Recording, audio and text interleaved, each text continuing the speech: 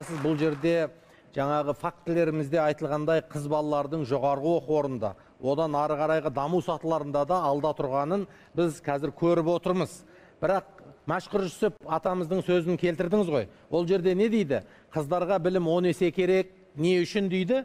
Ұрпақ тәрбиелеу үшін дейді да. Айналып келгенде ұрпақ тәрбиелеу. Бірақ өкінішке орай жаңағы біз кейде балық басынан шірейді деп, бірақ оны құйрығынан бастап тазалайтын ұмытып кететіміз сияқты, біз білім керек екенін, бірақ білімнің не үшін керек екенін ұмытып кетеміз, өкінішке орай. Иә, не үшін керек екенін. Диплом үшін деп ойлаймыз.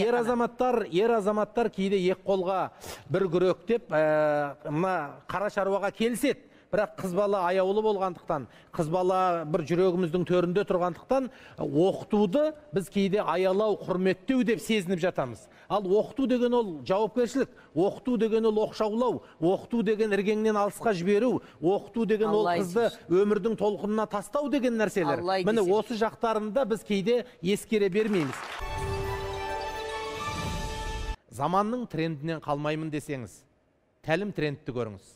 Тәлім трендте айтылған әңгімелердің толық нұсқасын көргіңіз келсе, тәлім тренд қосымшасын ұялы телефоныңыздағы App Store немесе Play Market'тен көшіріп ала аласыздар.